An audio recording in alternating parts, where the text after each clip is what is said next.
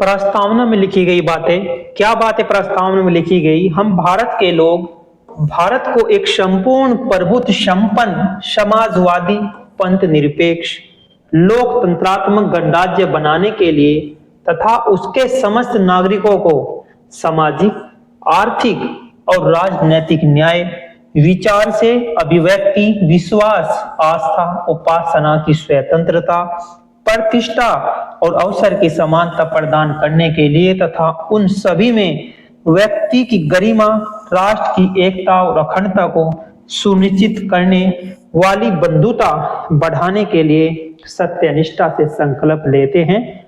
आज 26 नवंबर 1949 को अपनी संविधान सभा में इस संविधान को अंगीकृत अधिनियम और आतंकित करते हैं।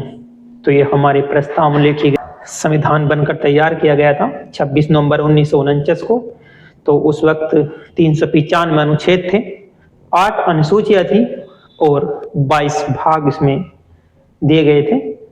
तो उन सभी पर हम एक रिवीजन के माध्यम से देखते हैं।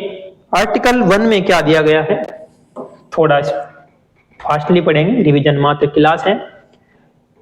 आर्टिकल 1 में है संघ और उसका नाम और उसका क्षेत्र से संबंधित प्रावधान जो दिए गए हैं वो आर्टिकल 1 में है। आर्टिकल 2 में है नए राज्यों का प्रवेश या फिर स्थापना। 2A में क्या है, निरसन, इसे खत्म कर दिया गया है। और जो आर्टिकल 3 है इसमें दिया गया है नए राज्यों का निर्माण तथा विद्यमान राज्यों के क्षेत्रों में, सीमाओं में या फिर नामों में परिवर्तन कर सकते हैं। अनुच्छेद 3 में।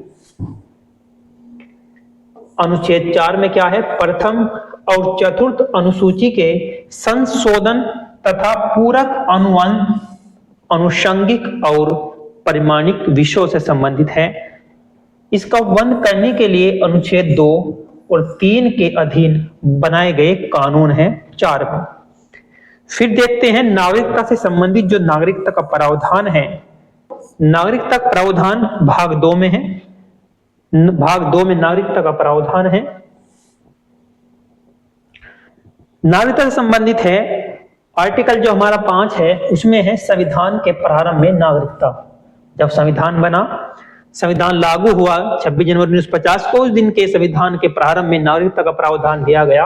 और भाग जो हमारा आर्टिकल 6 है उसमें पाकिस्तान से आए भारत में प्रवास करने वाले कुछ व्यक्तियों के लिए नागरिकों के अधिकार निश्चित किए गए। फिर आर्टिकल 7 में यह है कि पाकिस्तान में प्रवेश करने वाले कुछ लोगों के लिए नागरिकता के अधिकार दिए गए।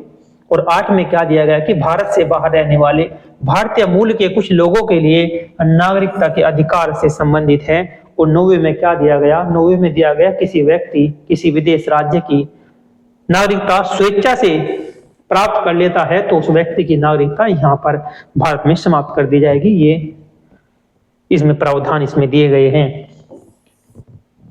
आर्टिकल 10 में क्या दिया गया है कि नागरिकता के अधिकारों की निरंतरता दी गई है आर्टिकल 10 में। और 11 में जो दिया गया है संसद के द्वारा कानून नागरिकता के अधिकारों को विनियमित करना। मतलब जो संसद है, संसद के द्वारा जो नागरिकता से संबंधित कानून बना सकते हैं, तो उसी के द्वारा उन्होंने एक नागरिकता अधिनियम कानून भी बनाया था 1955 में। 1955 में इन्होंने इसे बनाया था। अब देखते हैं मौलिक अधिकार। मौलिक अधिकार भाग 3 में है। मौलिक अधिकार भाग 3 में है। किस आर्टिकल से है? 12 से लेकर ये 35 तक है। कहां से लिए गए थे मौलिक अधिकार? ये अमेरिका से लिए गए थे। किससे लिए गए थे? हमारे संविधान में अमेरिका से इन्हें लिया गया था। अब देखते हैं 12 में क्या है। 12 में परिभाषा है। 13 में मौलिक अधिकारों से असंगत या उनके अपमान करने वाले कानून समानता का अधिकार है। 14 में क्या दिया गया? कानून के समक्ष समानता दी गई है आर्टिकल 14 में। और 15 में क्या कहा गया कि धर्म, उपमूल, वंश, जाति, लिंग या जन्म स्थान के आधार पर भेदभाव निषेध। और 16 में क्या कहा गया है? सार्वजनिक रोजगार के मामलों में अवसर की समानता। और 17 में अस्पृश्यता या छुआछूत बोलते हैं उसका अंत है, उन्मूलन है। 18 में उपाधियों का अंत है। और 19 में क्या कहा गया? यह है स्वतंत्रता का अधिकार। अभिव्यक्ति की स्वतंत्रता आदि से संबंधित प्रावधान इसमें दिए गए हैं। कुछ अधिकारों को सुरक्षित किया गया है। और 20 में क्या है, अपराधों के लिए दोष सिद्धि के संबंध में सुरक्षा। और 21 में क्या कहा गया, 21 में कहा गया है जीवन और व्यक्तिगत स्वतंत्रता की सुरक्षा। और 22 में कहा गया 22 में है कुछ मामलों में गिरफ्तारी और नजरबंदी से सुरक्षा, शोषण के विरुद्ध अधिकार दिए गए हैं 22 में। और 23 में क्या दिया गया है कि मानव तस्करी और जबरन श्रम का निषेध किया गया है। 24 में दिया गया कारखानों आदि में बच्चों के रोजगार का निषेध है। बच्चों के